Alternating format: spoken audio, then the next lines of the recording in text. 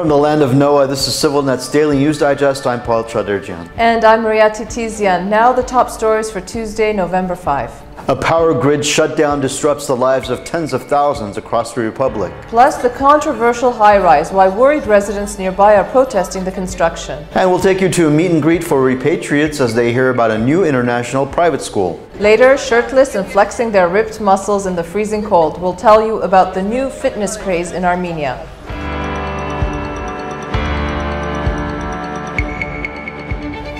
We're learning more today about that massive power outage in Armenia on Saturday morning. Most of Yerevan and several regions lost electricity for several hours. The outage paralyzed services in the capital city, shut down access to the internet, stranded trolley buses, and trapped passengers on board the subway. Passengers were quickly evacuated and electricity was restored hours later. However, the Ministry of Energy and Natural Resources doesn't know why the grid connecting Armenia with Iran had automatically shut down. During the summer months, Armenia supplies electricity to Iran. In the winter, most of the country's electricity is supplied by Iran. Additionally, as of September 22nd, Medzamor was temporarily shut down for repairs, maintenance, and security checks and will be reconnected to the grid on November 16th. Last summer, residents of a neighborhood in Yerevan began to protest the construction of a new residential high-rise on Gomidas 5. They were back over the weekend after a judge had sided with them just weeks earlier.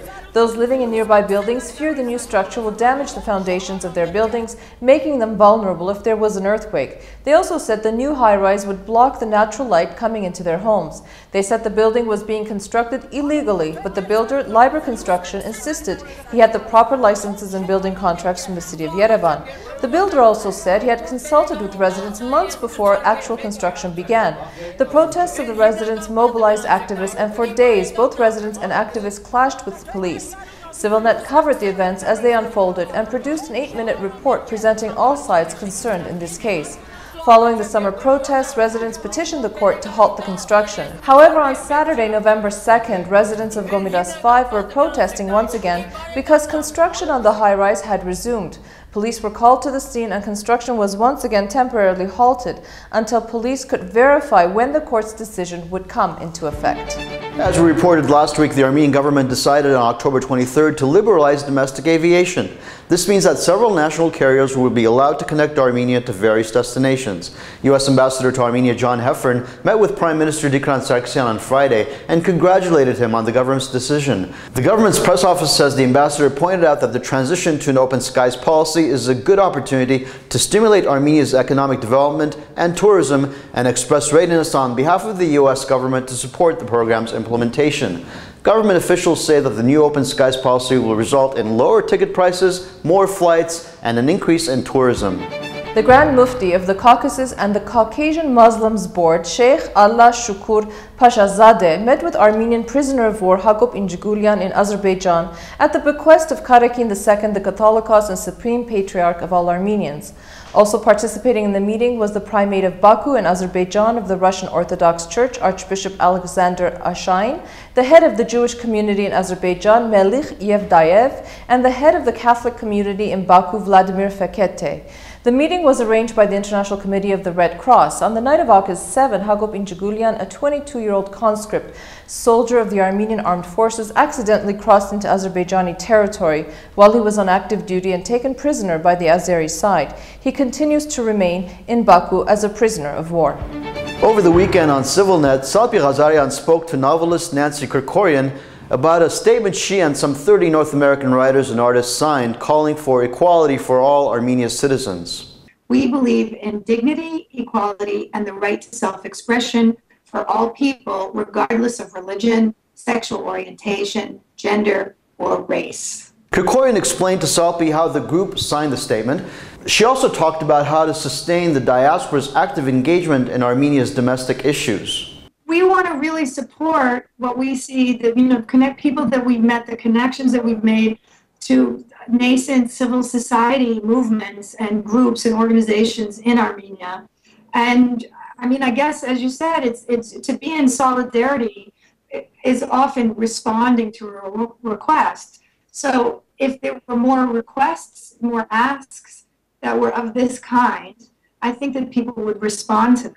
You can watch CivilNet founder-director Salpi Ghazarian's entire interview by following the link on your screen. In Yerevan last week, more than 110 repatriates, or those thinking about repatriating, gathered at the Chaderjian Center for the Arts for the 7th Repat Armenia Meet and Greet meeting. After words of welcome from Rafik Chaderjian, those in attendance listened to a presentation about the Rupen Vartanyan and Veronica Zonaband Foundation. Zara Zeytuntian told those gathered about the foundation's Wings of Datev Revival project and its current project to create the Dilijan International School. The school will open its doors next fall and is currently accepting applications. After the presentation, participants had an opportunity to network and get to know each other and enjoy the beautiful view. Also at the Cascade last week, Children of Armenia Fund, or COAF, hosted a memorial for the late philanthropist Gerard Kafestian. Children from the village of Karagirt performed a play entitled The Journey for the guests. The children are part of a theater group called My Theater that was created in March of this year. The theater group is sponsored by COAF to help kids who have trouble expressing themselves and communicating their thoughts and feelings. The theater program has given kids an outlet for self-expression, enabling them to deal with troubles at home and at school.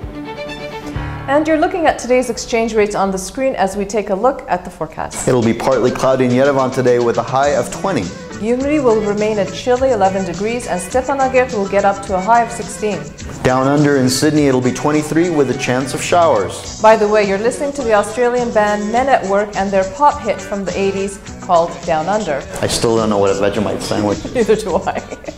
And finally, we bring you something that's fun and that we hope will inspire you. We're going to show you a new fitness craze that's got young men and young women heading out to parks and recreational areas to get healthier and build an amazing physique.